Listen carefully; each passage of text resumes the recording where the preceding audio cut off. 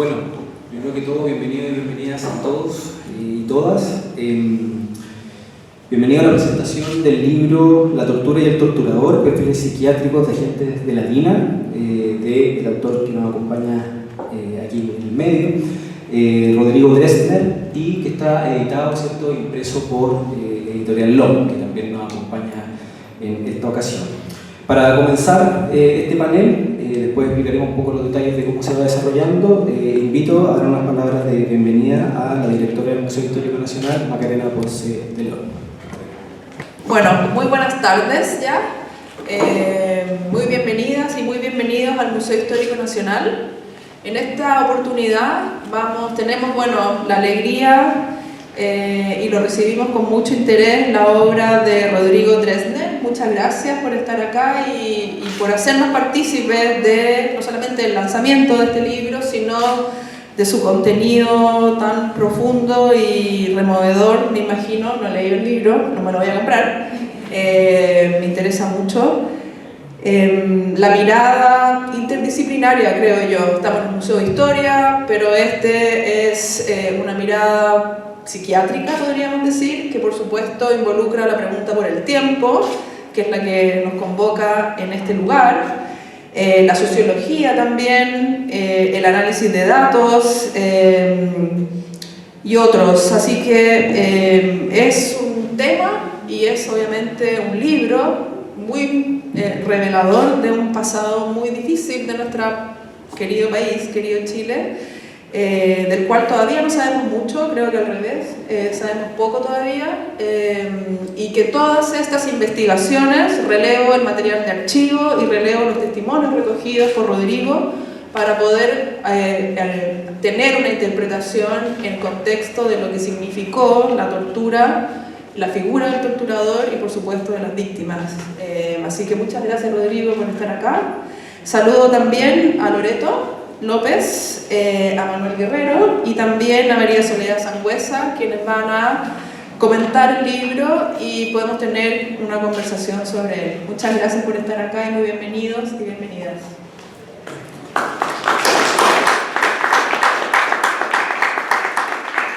Gracias, directora. Invitamos también ahora a compartir unas palabras a Silvia Aguilera, que es la directora de Ediciones LOM. Por favor, Silvia. Hola, muy buenas tardes a todas y todos quienes nos acompañan. También quisiera agradecer inicialmente al Museo Histórico por recibirnos esta tarde aquí para presentar este libro que es conmovedor, como ha dicho la directora.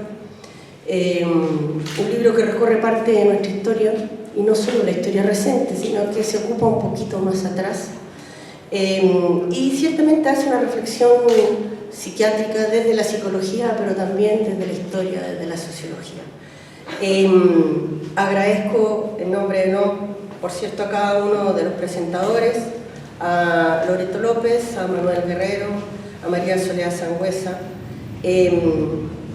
particularmente a Macarena Ponce, que creo que no la nombré, a la directora que nos dirigió unas palabras previamente. El tema de la tortura es, quisiéramos hablar en pasado de ella, pero lamentablemente no es pasado, sigue siendo de alguna manera presente.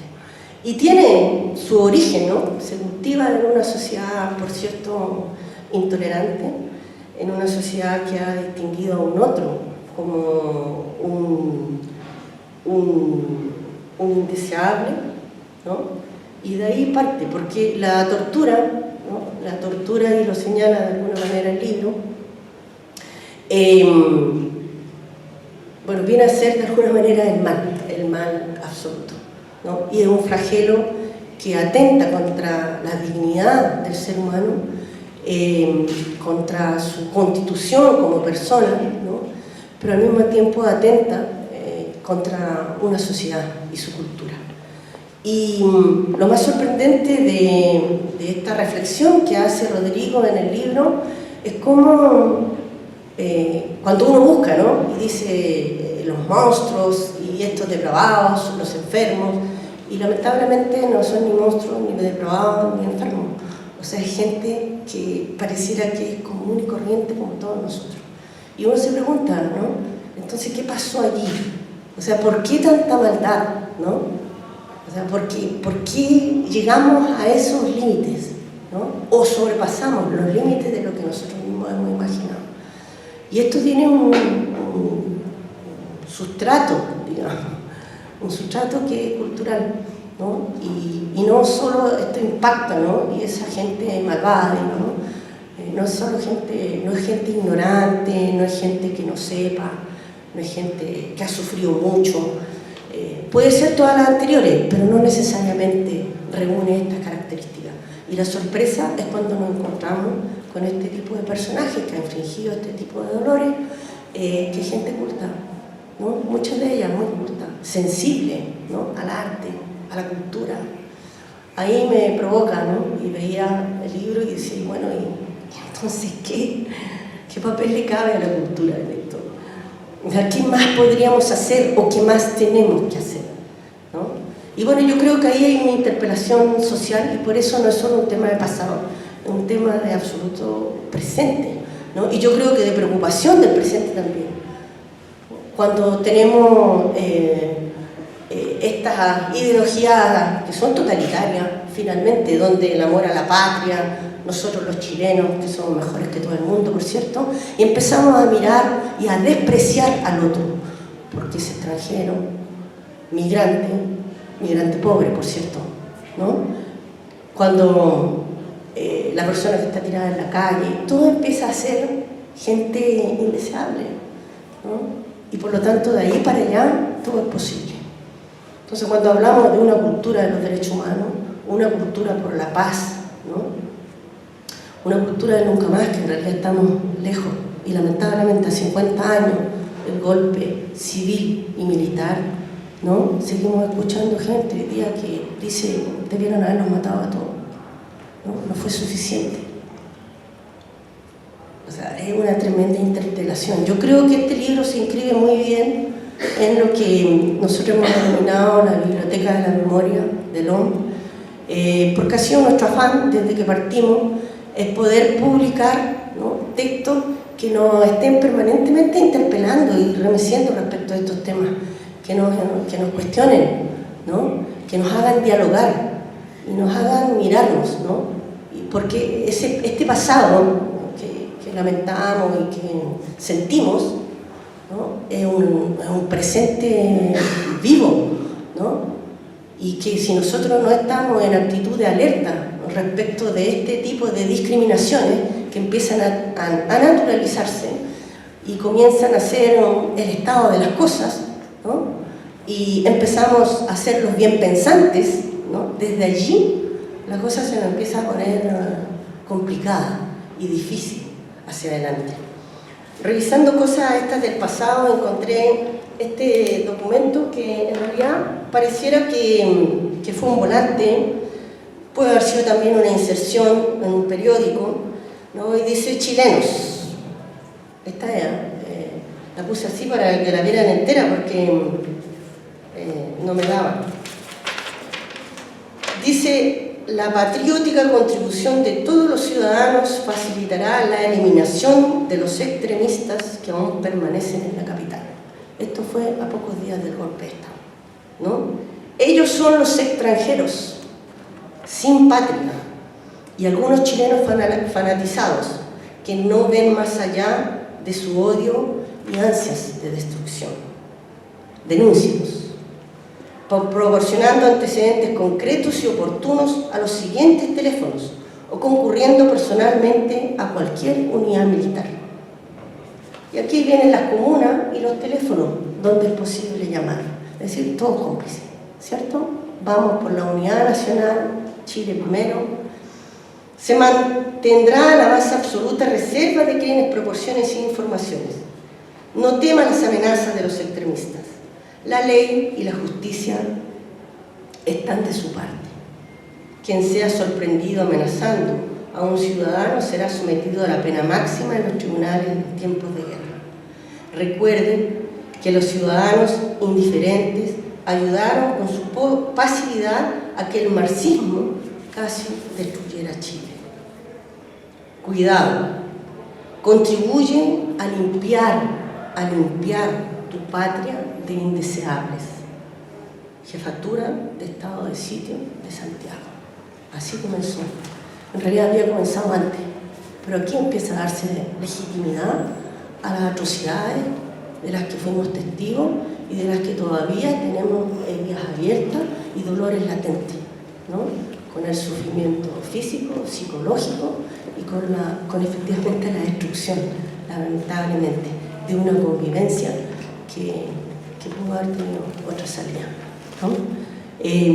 Yo creo que este libro es una enorme contribución a eso, se inscribe en nuestra biblioteca de la memoria LOM, ¿no? que va bajo el rótulo de una de las palabras de Salvador Allende en su último discurso, que dice: yo no voy a renunciar, ¿no? Puesto, no me recuerdo la primera frase, en este trance histórico, pagaré con mi vida la lealtad del pueblo. Hemos recogido esa frase porque queremos también reafirmar a 50 años que nosotros no vamos a renunciar a esta memoria, y no como un pasado, sino que como un presente que tenemos que construir si queremos efectivamente una convivencia en justicia, en paz social y en dignidad para todos los seres humanos que habitamos este lugar del planeta, ¿no? De allí se levanta con fuerza nuestra biblioteca de la memoria. Muchas gracias. Solo como contexto general, recogiendo un poco la pregunta que también hace Silvia respecto de qué hacer, gran pregunta por lo demás. Es súper interesante en ese sentido cómo el Museo Histórico Nacional también se inscribe, ¿cierto?, dentro de la conmemoración de los 50 años del golpe de Estado. Estamos preparando una exhibición precisamente que se realiza a partir desde agosto durante 6 meses, una exposición temporal. Acá está parte del equipo curatorial también. Y creo que en ese sentido esta actividad, desde la importancia de los lugares de enunciación, de la cultura y del patrimonio, es súper importante inscribir estas temáticas y el debate de estas temáticas en espacios como este, abierto por cierto a la ciudadanía. Y en la medida que también está el equipo curatorial, estas instancias también sirven para nutrir precisamente ciertas discusiones que están en el meollo precisamente de qué es lo que se va a exhibir, cómo se hacen las selecciones, cómo se trabajan ciertos temas.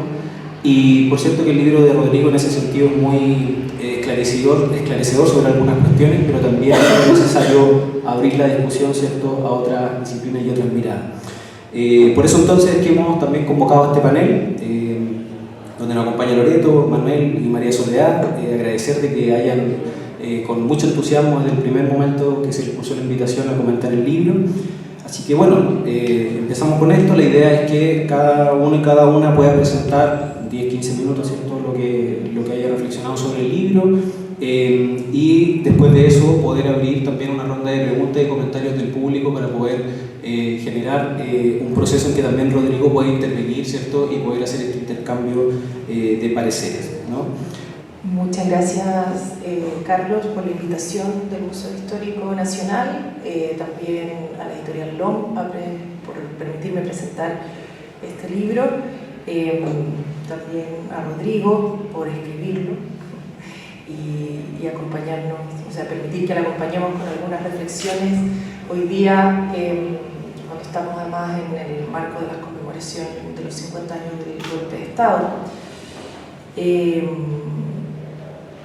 Bueno, sobre todo, más bien soy antropóloga más que doctora en ciencias sociales, y eso supone hacer un tipo de reflexión sobre quizás las consecuencias que tuvo aceptar la tortura en el seno de la sociedad chilena de manera institucionalizada y legalizada por 17 años, que creo que esa es un poco una diferencia con el recuento histórico que hace Rodrigo en su libro, y que la salida de esa experiencia histórica es lo que estamos todavía tratando de procesar. O sea, las consecuencias son para toda la sociedad chilena y no solo para las personas que padecieron en sus cuerpos el azote y los tormentos.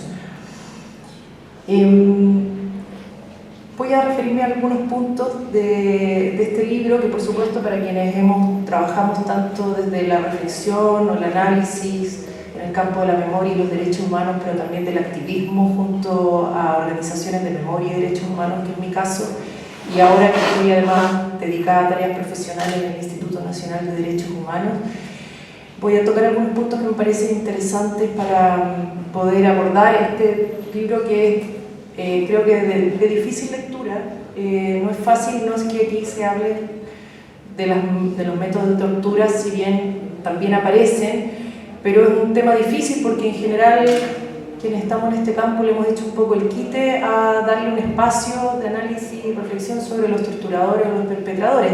Dicho sea de paso, es un campo de investigación que se ha abierto ya en los últimos 10 años, hay incluso un journal, o sea, una revista especializada sobre, que se le llama campo de estudio sobre los perpetradores, y ya hay como un ámbito internacional dedicado a esto. Pero ha sido difícil, por lo menos creo que para los países del Cono Sur, porque el deber ético y político estuvo primero, después del año 90, con escuchar a las víctimas.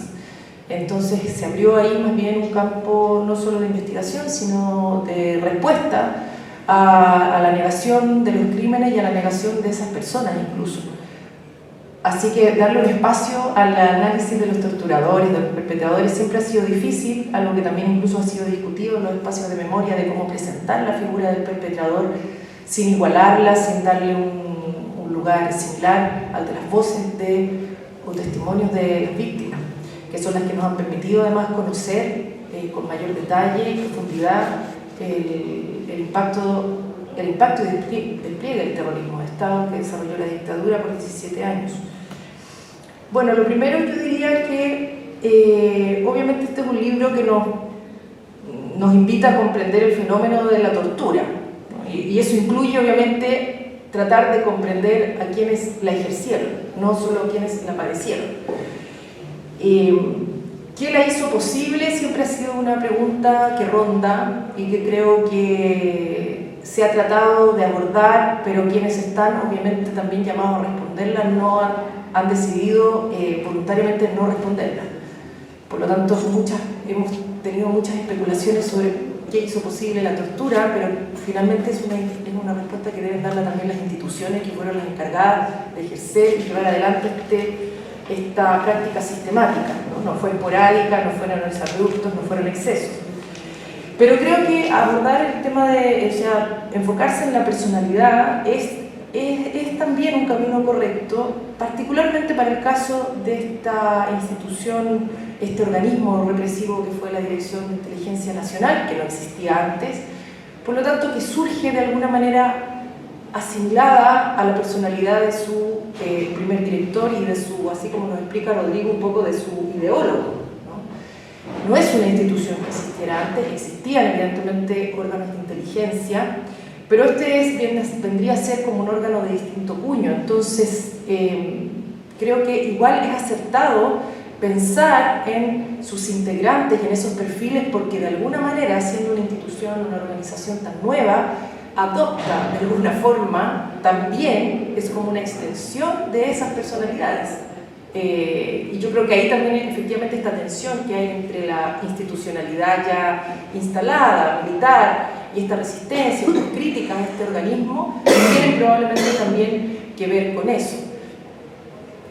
Por lo tanto, creo que es una entrada válida y es una entrada interesante atender a esos perfiles que además, justamente Rodrigo nos ofrece 3 perfiles que uno podría ser como los arquetípicos, ¿no? Que estarían operando o que le dan, en su conjunto no solo se necesita un Manuel Contreras, o sea, para esta institución necesitamos estos 3 perfiles que están ahí, ¿no? Y quizás había otros más también, pero es los más identificables. Entonces, en ese sentido, creo que también esta elección de perfiles que hace Rodrigo, de Manuel Contreras, Pedro Espinosa y Armando Fernández Larios, tiene que ver con poder mostrar, en definitiva, también el carácter de esta institución, lo que se requería para esta institución, ¿no? Entonces, esa relación entre institución y persona o individuo, ¿no? Creo que es algo a lo que nos invita a reflexionar también el libro.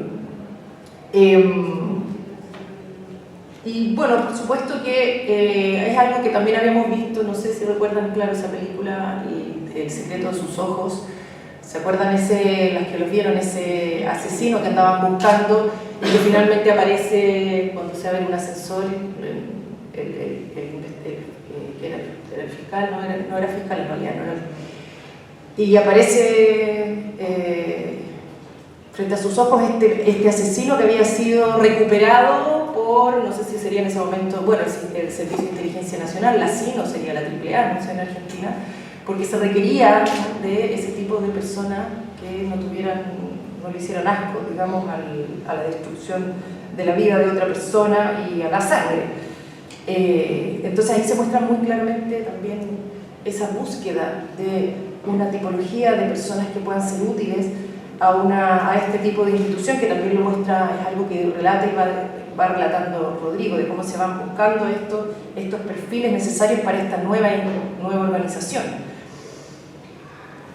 Algo que me parece que es interesante también y que debemos reflexionar es cómo cierta...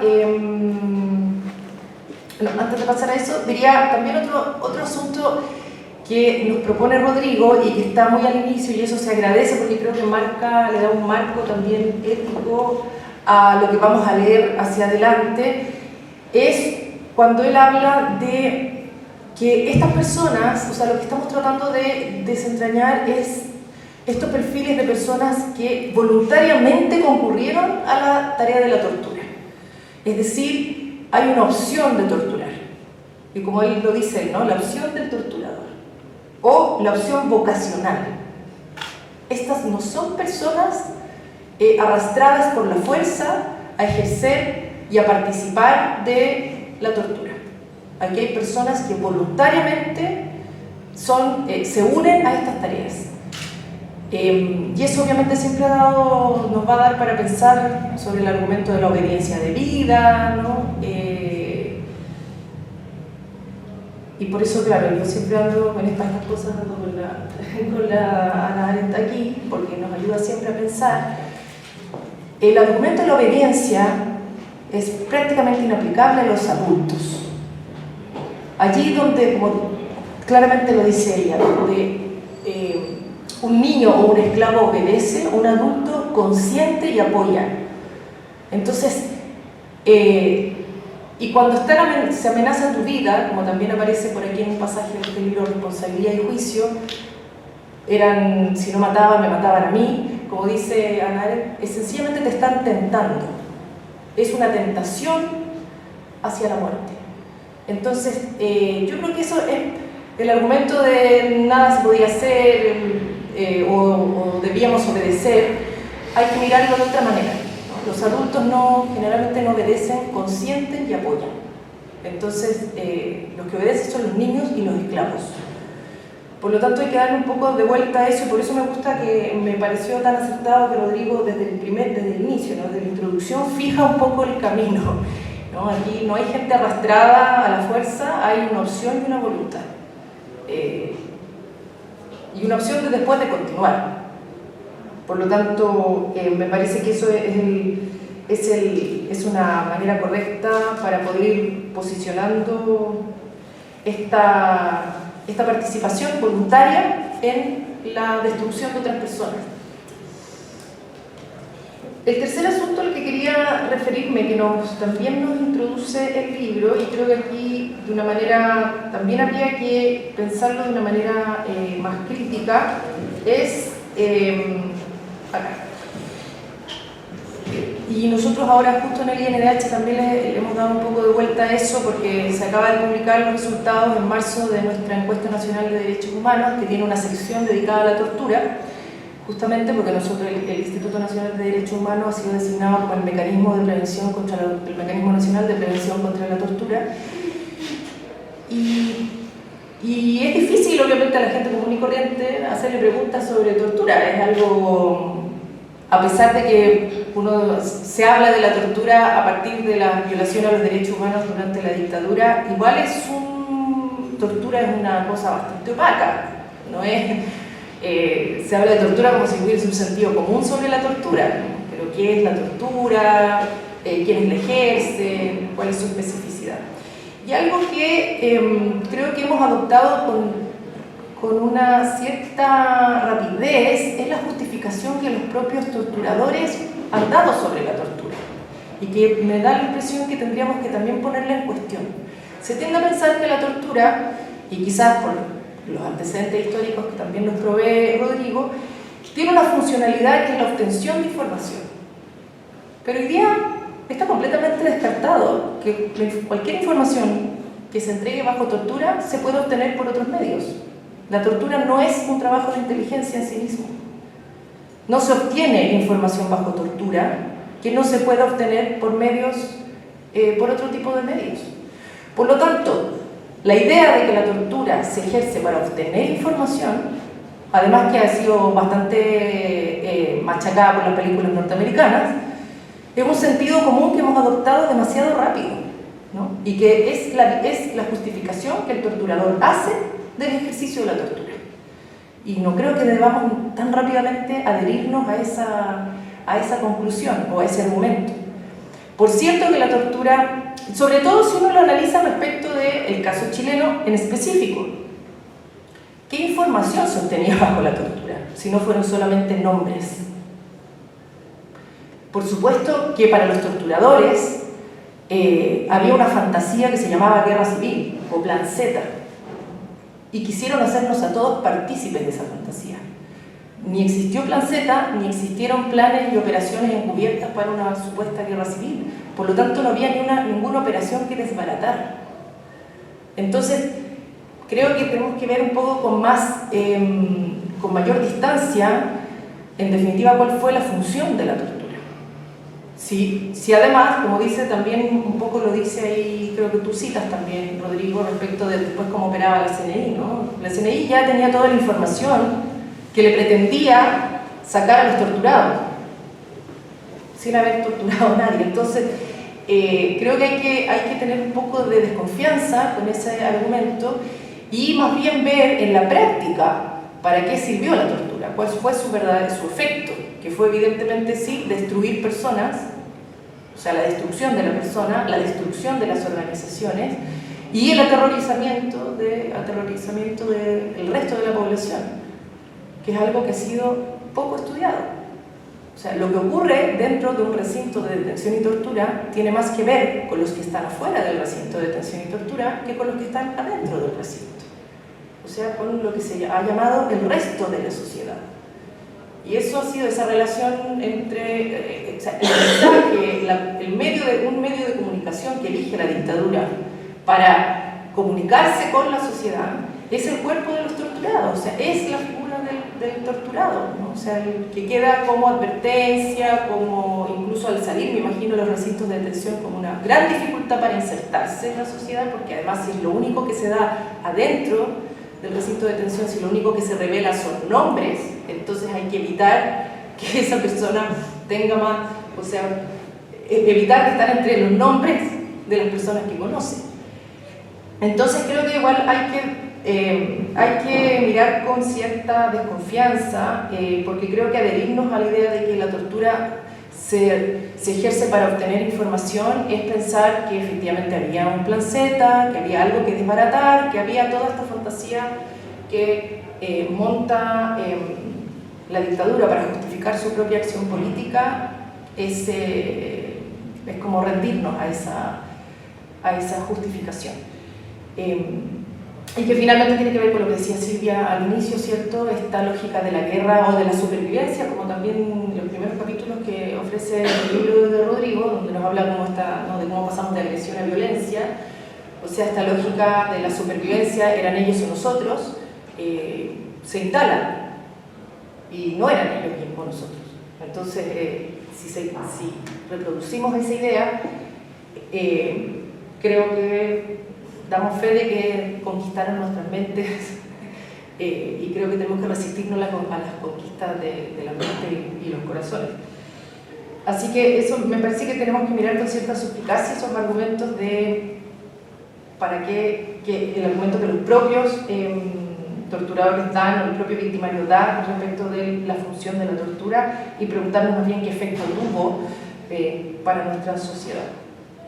Otro elemento que me parece interesante, que a mí me lleva a hacerme varias preguntas, es, y esto también ha sido menos estudiado, pero creo que en eso también nos permite adentrarnos en el libro de Rodrigo, es lo difícil que es entender estas personalidades o estos caracteres, bueno, yo soy antropóloga, así que creo que a lo mejor no tengo el manejo de los conceptos un poco preciso, pero cómo la formación también de estas instituciones uniformadas van moldeando de alguna manera a las personas, y eso ha sido bastante poco explorado acá. Por supuesto, estudiar al clero, a los empresarios y a las instituciones uniformadas es difícil, es como adentrarse en una especie de secta, ¿no? Son círculos muy cerrados, pero tuvimos 17 años donde las Fuerzas Armadas y los soldados fueron una especie de oradores únicos, donde entonces quisieron traspasarle a la sociedad su escala de valores. Porque, por ejemplo, una de las cosas que es bien intrigante es el tema de la negación de la verdad, que es constante, ¿no?, en los juicios. También es algo que aparece en el libro de Rodrigo, o sea, la constante negación de no, yo no maté, no estuve ahí, nunca vi, etc. Esa constante negación de la verdad que es concertada al interior de la institución, porque no es algo aislado, no es que parece que hay una coordinación para negar la verdad. Bueno, acá los civiles le llamamos los pactos de silencio. Pero esa constante negación de la verdad le dificulta a los civiles defender la verdad. Porque cuando tienes autoridades, y se supone que algo así como las instituciones que son el reservorio de la moral de la nación, ¿no?, y la verdad no es un valor, es difícil para el resto, por lo menos los que tenemos hijos, educar en la verdad. Sin ir más lejos, por ejemplo, ahora, en otro tema, pero si no se acata el fallo de la Corte Suprema respecto de la ISAPRE, es tan difícil enseñarle a los niños a respetar la ley. O sea, nada de esto, todo esto tiene consecuencias para la moral pública. Entonces, 17 años con la legalización de la mentira, luego la aceptación de la negación de la verdad, ponen cuesta arriba, o sea, esto tiene que haber tenido un impacto en la moral de las personas, en su capacidad de distinguir el bien y el mal, o sea, de ejercer su juicio sobre la realidad.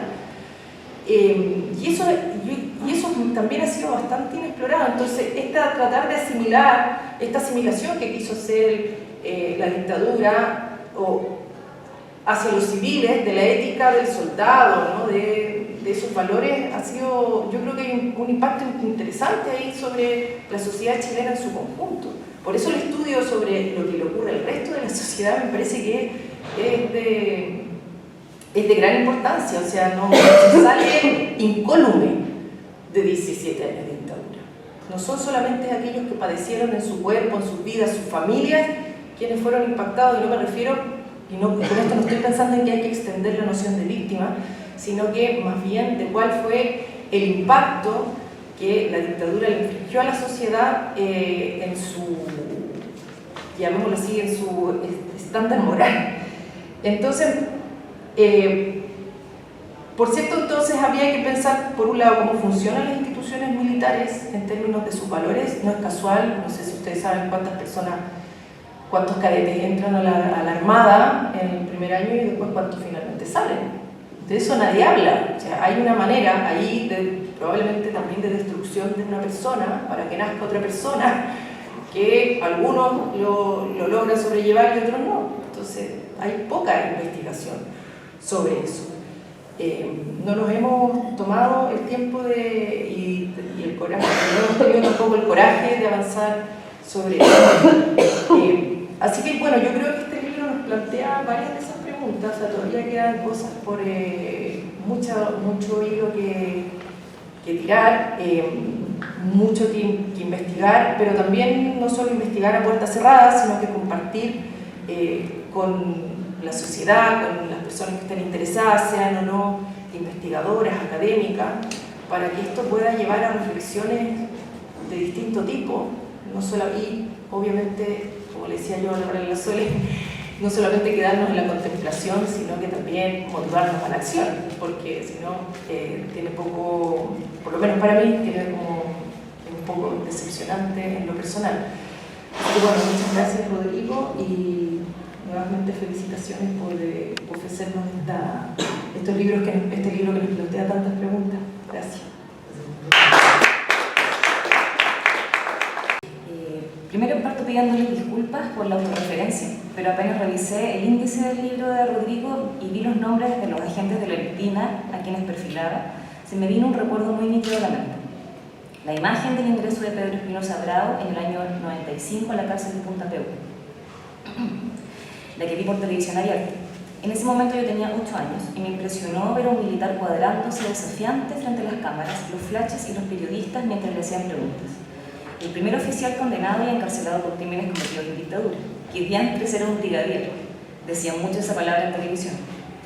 Gracias al libro de Rodrigo, ese recuerdo infantil ha brotado y tomado un enfoque de comprensión. Le ha puesto cara a ese recuerdo y también le ha puesto contexto.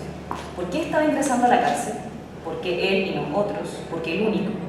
El perfil que aparece en el libro ayuda a que surjan de nuevo esas preguntas y me permite hacer un esfuerzo por responderlas.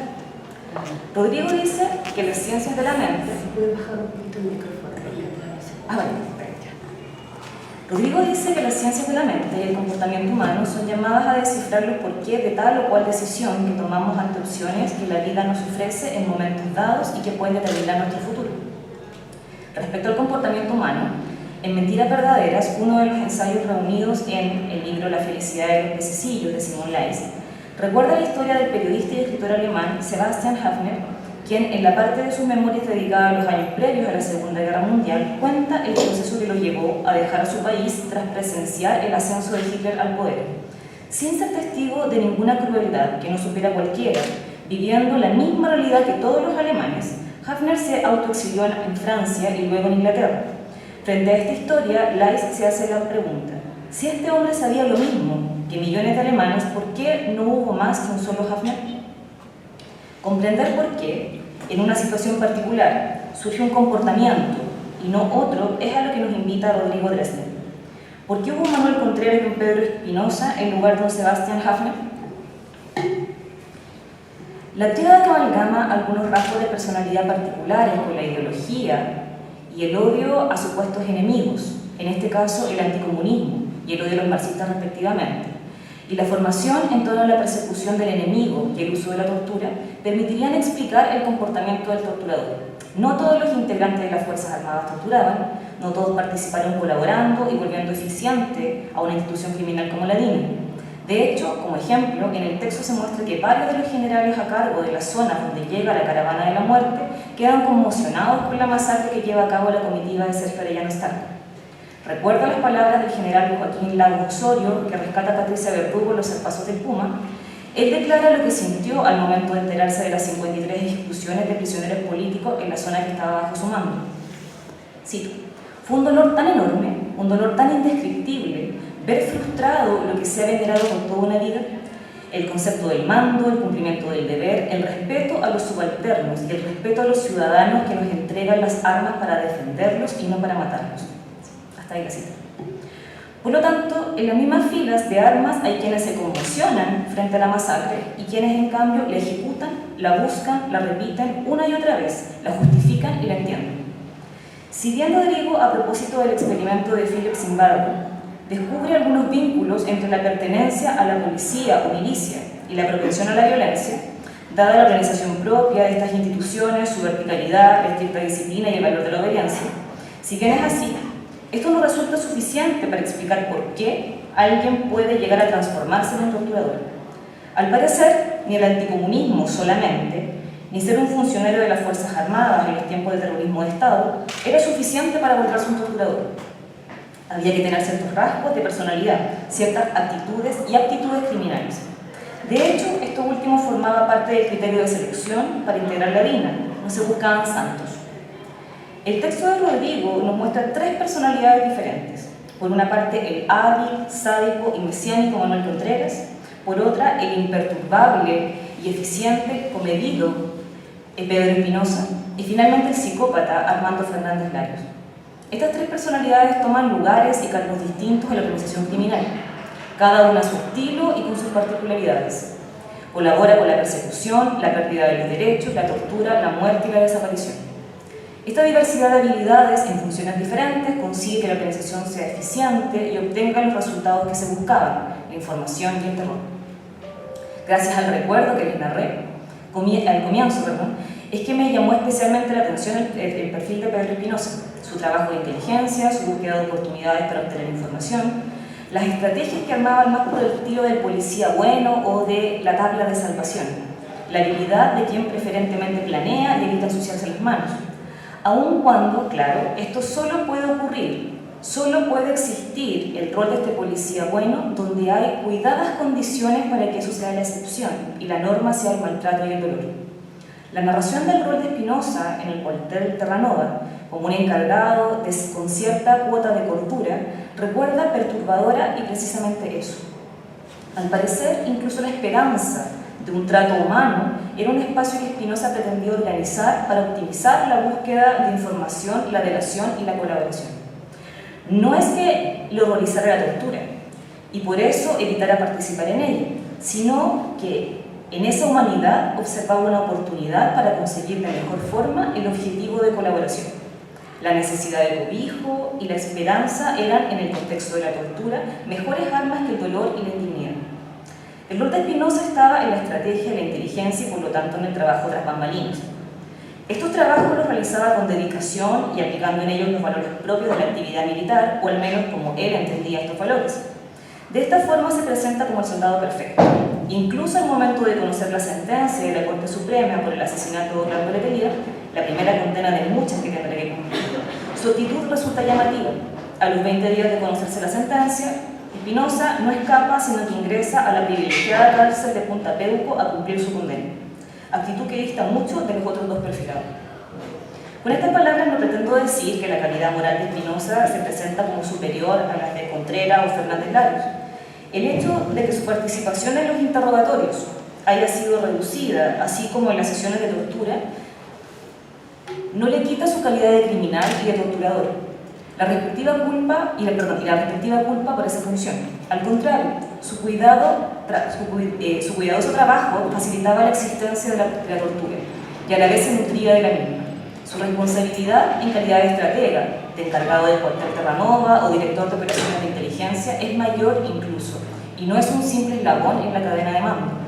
Comprender, y con esto cierro, para no hacer más spoiler del libro, comprender cómo se forja el criminal torturador, las condiciones que lo propician, pero sin restarle culpa y responsabilidad, es parte de la labor de memoria y comprensión a la que estamos llamados como sociedad, que vivió la fractura de la dictadura cívico-militar y la falta de justicia.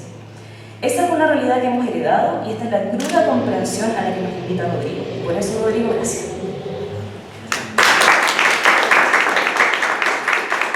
La posibilidad de compartir, Rodrigo, en torno a tu libro, Alón, por sacarlo del museo, por recibirnos acá.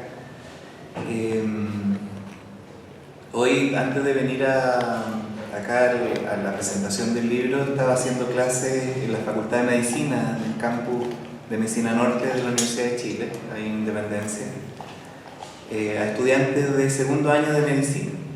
Y el módulo en el que yo enseño, viniendo de las ciencias sociales y las humanidades, tiene que ver con el encuentro entre el médico y el paciente.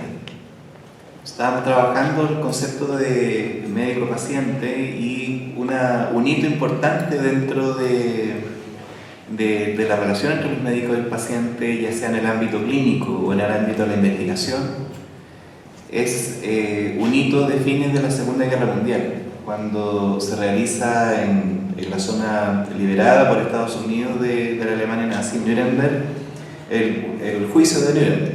Y uno de los tantos juicios que se hizo fue el juicio de los llamados médicos.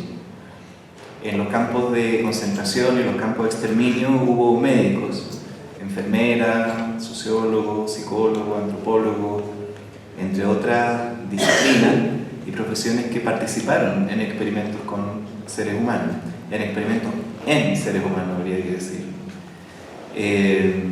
y donde fueron perfeccionando técnicas de tortura, entre otras cosas. Y haciendo esa conversación, historizando un poco esa relación médico-paciente con estudiantes muy jóvenes, entre 18 y 21 años, un hito de respuesta de la conciencia moral de la humanidad. Previo a la Declaración Universal de los Derechos Humanos del año 48 fue el llamado Código de Nuremberg, donde el primer artículo refiere al consentimiento libre e informado. Es decir, cualquier tratamiento e intervención que se haga en una persona de parte del cuerpo médico o cualquier investigación que sea con seres humanos supone el consentimiento libre e informado de ese sujeto.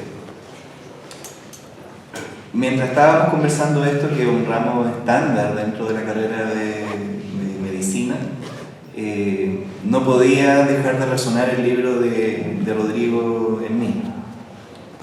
Es decir, ¿por qué, si bien tenemos que hacer referencia, tal como lo hace el libro también en su sección histórica, al genocidio nazi, evidentemente como un hito,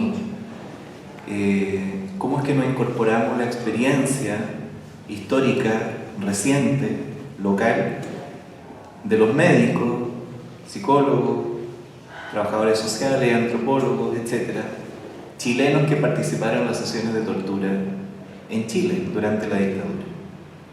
Solemos ubicar a ese otro, ahora a este otro perpetrador, como un otro lejano, como un otro monstruoso, como un otro de características que se alejan a nosotros mismos. Y el ejemplo nazi ha servido de ejemplo ejemplar para hablar de estos tipos de temáticas, pero también un poco, sin desconocer que hay que seguir trabajándolo evidentemente, opera también como un cierto subterfugio para no hacernos cargo de las propias violencias acá mismo. Hay cierta familiaridad en estas prácticas y Rodrigo lo muestra como los manuales de tortura que Manuel Contreras, dentro de su super mega inteligencia por sobre el promedio del resto, fue perfeccionando con rigor científico de cómo lograr torturar mejor. Tienen un linaje que viene precisamente del nazismo, que se combinan con las prácticas de tortura de los colonizadores franceses en Argelia, que pasan en 1964 un perfeccionamiento bajo la creación de la doctrina de seguridad nacional y la noción de enemigo interno en la dictadura de Brasil, que es donde se forma Manuel Contreras, pasa por la Escuela de las Américas en Estados Unidos bajo la lógica de la contrainsurgencia, en este juego geopolítico mayor, y Manuel Contreras pasa a ser como una versión criolla mejorada de toda esta historia hacia atrás. Y logra crear, bajo el amparo de la confianza que le había dado Pinochet con Juan Rodrigo, con desayunos diarios de reporte de Contreras a Pinochet, por el peso que significaba esta DINA frente a los otros generales de las juntas militares, el golpe dentro del golpe, que posiciona a Pinochet como el mandamás por sobre la protesta, incluso de los otros generales igual de anticomunistas que él, pero que no habían osado llegar tan lejos como lo que esta gente estaba haciendo. Hay un pasaje del libro que cuenta cuando el doctor Patricio Busto, que en democracia es una de las figuras importantes dentro del mundo de los derechos humanos, desde la ciencia médica, en el servicio médico legal, entre otros, lo están torturando acá cerca, en la ex clínica Santa María, Lucía, perdón, en la ex clínica Santa Lucía, y lo ponen en contacto telefónico con su pareja que estaba siendo torturado en Peñalolén, en el cuartel Terranova, en Villa Grimán. Contreras había logrado armar un circuito de transporte entre Londres 38, acá en el centro, hacia el cuartel Simón Bolívar, arriba, y en Villa Grimaldi como un centro de operación. Empieza a generar una red de funcionamiento, empieza a crear una institución. Es decir, no solamente crea una asociación de tipo ilícita, que pasó a ser lícita por decreto de oficiales, formales, sino que empieza a crear una institucionalidad con recursos humanos, logísticos, transporte, gente que analizaba, y que llega a tomar dimensiones internacionales, haciendo atentados en Argentina, en Italia, generalmente en Washington, con relaciones con gente del encargado de la CIA en Chile, con relaciones con Paul Schaeffer en Colonia de Dignidad. Es decir, es una persona que empieza a navegar en una sociedad atravesada por la violencia de post-11 de septiembre de 73, y que se aprovecha de ese contexto y de la personalidad de Augusto Pinochet y sus necesidades políticas para dar rienda suelta a pulsiones que él traía, y que en otro contexto, surge la pregunta, ¿se podrían haber dado? Esta institucionalidad completa que la DINA llega a tener, hay distintos reportes, Rodrigo cita varios de ellos, uno dice 3.000 funcionarios, 5.000 funcionarios. Investigaciones han señalado que alcanza a tener 10.000 funcionarios latinos, con 1.000 centros de tortura a lo largo y la extensión de todo el país. Es decir, estamos hablando de una producción social de la tortura. El contexto parece ser muy importante. La doctrina juega un rol importante. El tener figuras políticas del peso de Pinochet fundamentales, los contactos internacionales son relevantes. Pero faltaba una pieza del puzzle para explicar esto que distintos hemos estado investigando de distintas partes, que tiene que ver con este perfil donde desde la ciencia médica, del ámbito de la salud mental y de la psiquiatría pueden aportarnos ciertas herramientas para comprender qué pasó ahí. Y junto con establecer como este itinerario dentro de la historia de la tortura en Occidente, los recuerdos son ya desde la época de Bartolomé de las Casas, la conquista, la Inquisición, por lo tanto también en España, pasando por las distintas figuras, cómo esto se especifica y se sistematiza y se llega a un nivel de genialidad pérfida, en el caso chileno con Manuel Contreras. Hay una pedagogía del terror instalada acá, donde sí hubo voluntarios, pero sí hubo muchos que fueron arrastrados a la fuerza de esta práctica. Los jóvenes dragones, los jóvenes con Cristo de distintas partes, eran seleccionados por Manuel Contreras, que tenía clarísimo el perfil de personalidad que necesitaba, y simplemente a las personas se les decía, gente que estaba haciendo su servicio militar en Arica, se le dice, usted va a ser destinado a esta organización, lo recibe por el periodo y le dice, ahora tú perteneces a la DINA y tienes que suscribir estos juramentos de silencio, etc. Y Contreras, en forma personal, tortura a prisioneros, tortura con cripto, y les va enseñando estas técnicas depuradas que han pasado todo este linaje nazi, colonialista, dictadura brasileña, Escuela de la América, y que se especifica acá en Chile. Este fenómeno no es de respuesta simple, no es de buenos y malos. Evidentemente se aleja mucho de nuestra escala de valores, pero hay una, junto con decir que no todos se convirtieron en torturadores, efectivamente, Rodrigo también nos muestra que todos podemos ser potencialmente torturadores, pero no lo somos. Entonces ahí es donde se aloja la pregunta. Puesto en determinadas condiciones, en determinados contextos institucionales, desde cierto adoctrinamiento ideológico, desde cierta capacitación técnica, desde cierto instrumental que se entrega, y ahí viene la pieza que faltaba, desde ciertos rasgos de personalidad, desde esta organización psíquica, estas pulsiones que en distintos grados compartimos como especie humana, pueden organizarse y convertir a una persona normal en torturadora.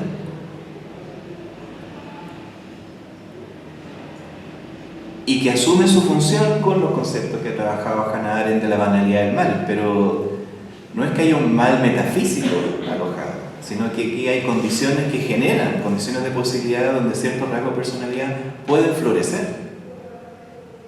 O sea, ahí queda la pregunta respecto a cuáles son los mecanismos, entendiendo esta realidad de la condición humana, pero que también hay un carácter performativo de la cultura en la cual uno participa, de los premios y castigos, qué es lo que se valora, desde cierto tipo de institucionalidad, con orden y mando, cierta concepción de la obediencia, por cierto, no la reflexiva, en que personas pueden finalmente convertirse en muy buenos torturadores. Manuel Contreras será el extremo en este continuo, y los perfiles que aquí se relatan, pero fueron muchos los torturadores, y no son muchos los Manuel Contreras. Sí, creo que eso es inquietante y llama a una responsabilidad del presente, a una responsabilidad presente de un examen más minucioso de lo que ocurre con las personas al interior de esta institución. Así como Loreto comentaba como este horizonte ético, y también sobre el horizonte ético de que las explicaciones con las cuales podemos proveer desde nuestras disciplinas para la discusión pública sobre estos fenómenos, porque es necesario pensarlo, estudiarlos para poder intervenirlos, para poder evitarlos, para poder anticiparlos, está ese horizonte ético que no desconoce de que hay responsabilidad, no desconoce de que hay culpabilidad. No se trata de quitarle la agencia a las personas, lo que sería un efecto nefasto también para la dimensión jurídica. Pero al mismo tiempo también hay declaraciones acá importantes basadas en la ciencia, que nos cuentan que para ingresar a la institución castrense hay un examen de personalidad. Y si es en examen de personalidad se detectan ciertas patologías, esa persona no puede hacer la carrera castrense. Esa declaración inicial es muy importante porque permite construir el resto de la investigación. Es decir, viniendo de la psiquiatría, de la salud mental, aquí no se patologiza la tortura. O sea, no es un problema de enfermos mentales, si es que se pudiera usar esa expresión. O sea, personas con problemas de salud mental. Sino que es un problema que, siendo la condición humana que somos, teniendo la agresividad como parte de nuestro repertorio, así como también el altruismo y otras, puestos en determinadas condiciones, dándose una serie de factores, tenemos el resultado de una tortura sistemática. Y hay una gran responsabilidad, por lo tanto, sí, no se trata de desalojar la responsabilidad individual, pero también se trata de pensar, creo, en las responsabilidades compartidas que tenemos a nivel de las instituciones que nosotros soportamos y financiamos. La pregunta que se abre frente, por ejemplo, a la actuación de fuerzas especiales en la revuelta social y que deciden dispararle a los ojos a las personas. ¿Qué está pasando ahí? ¿Qué se premia? ¿Cómo se asciende? Cuando se disuelve la DINA, nos cuenta Rodrigo, o sea, no era un acto voluntario de Pinochet, sino que Estados Unidos lo obliga frente al crimen en Washington.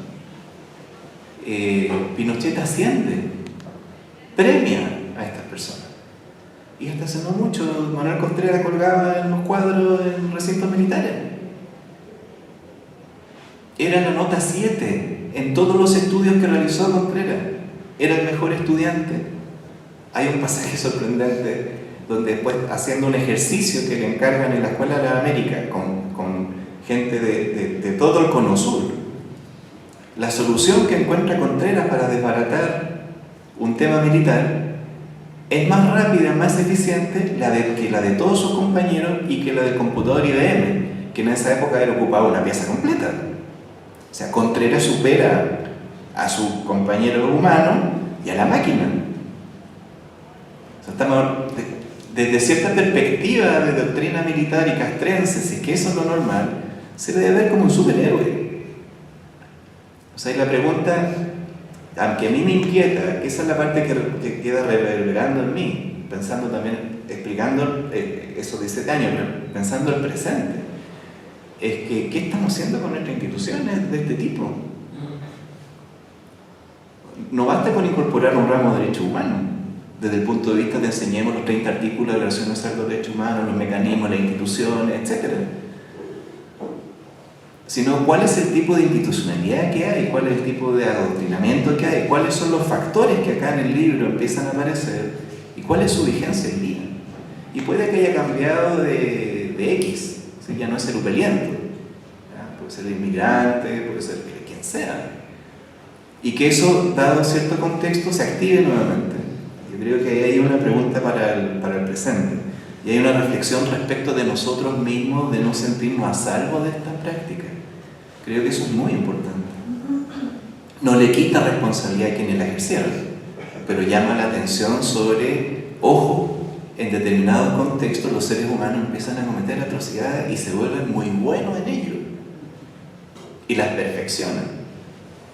A mí eso me parece muy, muy importante y creo que ahí las distintas entradas disciplinares, profesionales, distintas comunidades y por supuesto también hay los sobrevivientes, quienes hacen los trabajos de la memoria, por supuesto también este trabajo del museo, de los libros, en fin. O sea, esto es un trabajo plural. Podemos ir encontrándonos e ir haciendo un trabajo mancomunado para ponernos en alerta. O sea, las medidas de la justicia transicional, de verdad, juicio, reparación, memoria, suponen la no repetición. Pero para que no se repita esto, debemos deshacer las condiciones que la hacen posible. Y creo que esas condiciones, hay una que no podemos deshacer, que está instalada en la condición humana, no determinada, pero que potencialmente pero hay una serie de otras que tienen que ver con la institucionalidad. Y hay un debate con el cual termino, que más bien son preguntas que se abren desde el mundo de las éticas aplicadas. Que es que normalmente la brújula moral se suele, desde la ética occidental, se suele poner en el individuo, en la persona, porque queremos rescatar su ámbito de autonomía, su ámbito de decisión, su agencia, y desde ahí su responsabilidad, que se expresa en lo penal, en la posibilidad de ser imputado. Sin embargo, y parte del debate, si es que también las instituciones tienen una ética. ¿Tiene una ética en la institución? ¿Cuál es esa ética? Y aquí pareciera que hay una dimensión de esa también, compartida, donde los seres humanos pasan a ser como fusibles, porque tratan de hacerlo lo mejor posible, no es el caso de Contreras, que lo hacía por convicción y por rasgo de personalidad y en todo este contexto, pero estos otros también, o sea, los voluntarios, ahí hay un problema, pero ¿qué pasa con los que no fueron voluntarios? ¿Qué pasa con los que, aún poniendo cierta resistencia, finalmente terminan convertidos en esto? Y está ese pasaje que siempre es incómodo, que tiene que ver con quienes siendo víctimas se pasan, o se convierten en torturadores. También entra el libro ahí. Y ahí el papel que cumplía esta figura paternalista de Contreras. Siendo el torturador, el jefe del aparato, es el pater también, que asciende a cierta persona que terminaron colaborando con los servicios de seguridad y se convierten ellos mismos en torturadores. O sea, la figura paternalista también, como para ponerla en cuestión. De la obediencia, absolutamente. ¿Cómo hacer frente a esto? Se dice, hacia el final, Rodrigo dice, hay ciertos factores de orden filogenético, sociales y políticos que pueden contribuir a condicionar y direccionar la conducta humana en sentido lesivo para con los semejantes. Filogenético, social y político. También hay capacitaciones técnicas y psicológicas. Hay adoctrinamiento ideológico. Hay determinados contextos geopolíticos que permiten que la tortura se convierta en política de Estado. Y hay ciertas características individuales que las personas deben poseer para desempeñar la función de tortura. En alguna parte de este entramado es que tenemos que tomar medidas, si es que no en todas, en forma reflexiva, para que ninguna de esas condiciones favorezca en que las personas, ya sea por esos rasgos de personalidad o ya sea porque esto los moldea, generen torturadores y torturados. Cada sujeto, dice, retomo Rodrigo, constituye un ser único e irrepetible, con características particulares personales que permiten distinguirlo de sus semejantes. La organización psíquica conceptualizada como la personalidad del sujeto, es responsable, entre otras, de las opciones que tomamos en la vida. ¿Cómo generamos un espacio para constreñir que esas decisiones personales no terminen siendo de este tipo? Y para favorecer que sean las de tipo altruista, solidaria y cooperativa. Creo que es parte de la pregunta a 50 años del golpe, y agradezco a Rodrigo el poner estos nuevos elementos sobre la mesa para que podamos pensar tanto en nuestro pasado como en nuestro presente. El objetivo del libro, acá hemos escuchado distintas opiniones muy interesantes de distintas miradas, pero quiero subrayar que el objetivo del libro era meterse en la cabeza de torturadores, cuál era desde el punto de vista su personalidad, ¿ya?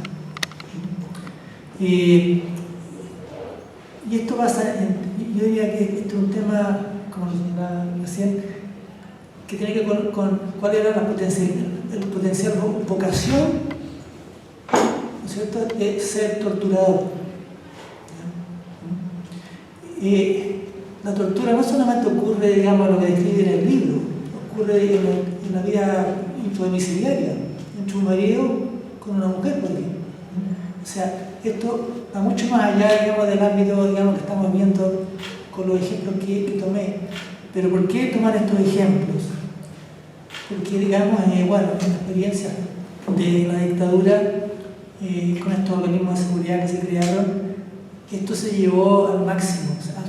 O sea, hubo ciertas potencialidades humanas que fueron desarrolladas al máximo de acuerdo al perfil, ¿no es cierto?, de las personas que se estaban buscando para que ejercieran, ¿no es cierto?, integraran estos aparatos de seguridad.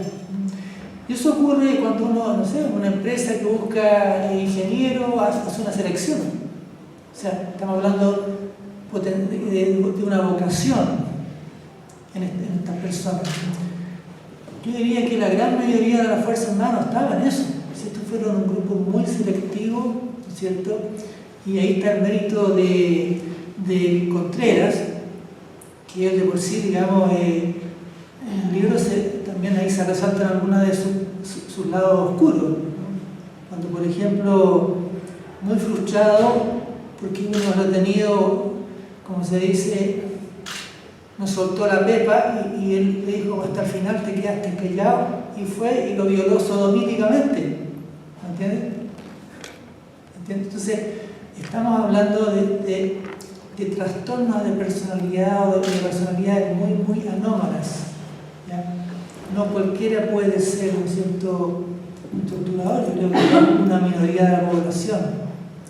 Entonces, en ese plano donde, ¿no es cierto?, lo interesante, sí, yo creo, desde el punto de vista, digamos, de mi experticia como psiquiatra, desde la salud mental, el que más me llamó la atención fue Pedro Espinosa, porque él no habría sido capaz de torturar a alguien con sus propias manos. Él se dedicaba a la parte administrativa, ¿ya? Incluso muchas veces a él entregaba, ¿no es cierto?, y entregaba, digamos, a todos estos torturadores un listado: ¿qué es lo que necesito saber de esta persona? Y la tortura había enfocado a obtener esa información. Por ahí, de repente, excepcionalmente, él estaba presente en forma pasiva durante la tortura para guiar un poco más, ¿no es cierto?, hacia dónde dirigir el interrogatorio. Pero él, digamos, era por decirlo, él era un oficinista, él tenía su oficina ahí, ¿no es cierto?, y trabajaba desde ahí. Era como un burócrata, digamos, de la tortura. Él no se manchaba las manos, ¿entiendes? Entonces, el tema es, bueno, ¿quiénes sí podían hacer eso? Y en eso hubo una preselección. Tenía valores desde el punto de vista de ellos en cuanto a la lealtad. Fue leal con Contreras hasta el último minuto, a pesar de que muchas veces Contreras se portaba mal, ¿ya? Contreras no tenía, digamos, este sentido de la lealtad, hasta por ahí nomás. Pero Espinosa me llamó como él, digamos, ¿no es cierto?, hasta el final, como se dice, murió con las, ¿cierto? Fue apresado de por vida con las botas puestas. ¿Ya? Y otros habrían hecho otras cosas. ¿Ya? Y el principal error de Contreras fue cruzarse con un psicópata. El psicópata era el tercero, digamos, de la tríada que examiné. Es un psicópata, ¿ya? Hijo de militar, trayectoria, seguramente Contreras conocía al papá que estaba con algunas funciones en Estados Unidos. Y finalmente apareció este muchacho jovencito acá que, bueno, venía con los antecedentes familiares, digamos, de pertenecer al ejército. Bueno, hizo su carrera, ingresó, y una vez que ingresó, la conducta de él fue notable como él hizo lo que quería. Hizo lo que quería, y fue muy hábil, ¿ya? Y cuando ya las cosas se pusieron mal, dijo, ya yo me voy a entregar a todo, voy a entregar a mi padrino, que es Manuel Conchera, el que me dio todas estas posibilidades de hacer lo que quise acá en Chile. Y decimos, ya yo aquí salgo mi pellejo y colabora, ¿no es cierto?, ahí con la CIA, digamos, y entrega todos los elementos. Y se va. Y después, digamos, tuvo un juicio muy abreviado allá y, bueno, después se dedicó, por lo que dicen, a ser empresario en Miami, no sé en qué estará. Entonces, ahí, digamos, desde el punto de vista, digamos, de lo militar, ahí faltó, digamos, ¿no es cierto?, un examen psicológico, digamos, de este nuevo aspirante, digamos, para ver, digamos, si realmente funcionaba o no. ¿Ya? Él, digamos, al resto, digamos, de todo lo demás, ¿no es cierto?, sus compañeros se ceñían, ¿no es cierto?, a la disciplina militar, digamos, a la filosofía militar. Él era yo nomás, yo estoy ahí, hago lo que quiero, ¿ya? Y veo cómo me acomodo dentro de esta estructura sádica para yo, ¿no es cierto?, darme los gustos que quiero, ¿ya? Pero cuando ya no me sirve más, bueno, hasta luego, me voy y tengo que, digamos, traicionar a mi padrino, que es Manuel Conchera, ¿no es cierto?, para que tengan, ¿no es cierto?, prueba de Estados Unidos que efectivamente, ¿no es cierto?, el atentado ahí, el atentado en Washington, digamos, fue ahora, digamos, de la mina, a cargo de Manuel Conchera, lo hizo, ¿ya? Eso es lo que más me llamó a mí, digamos, desde mi mirada profesional. Ahora, para que esto se pueda evitar a futuro, ¿ya?, tiene que cambiar, digamos, la doctrina, ¿no es cierto? ¿Por qué? Porque, primero que nada, ver quiénes van a ingresar, ¿no es cierto?, a alguna rama de las Fuerzas Armadas. Bueno, hay que hacer, digamos, ¿no es cierto?, un examen inicial para ver si cumple con los requisitos o no. Entre esos requisitos tiene que estar, digamos, ¿no es cierto?, muchas prohibiciones de quienes, digamos, sí, digamos, estuvieron, digamos, ¿no es cierto?, dentro del ejército y de la otra rama de las Fuerzas Armadas durante el periodo de la dictadura. Ahora, además acá se produjo una colusión que también pareció mucho, ¿no es cierto?, a Manuel Contreras, en el cual sin Pinochet él no podría haber hecho lo que hizo. Porque ¿qué es lo que hizo Pinochet? Se sacó todas las demás ramas de las Fuerzas Armadas y se tomó, digamos, el poder él con sus discípulos y tenía controlado incluso el ejército. El trabajo de inteligencia, digamos, de Contreras también era controlar a todos los generales, a todos los demás oficiales. Así fue como cuando una parte, digamos, de la oficialidad golpista empezó a tomar distancia, ¿no es cierto?, de Pinochet y Contreras, esta comunión que había entre los dos. Entonces,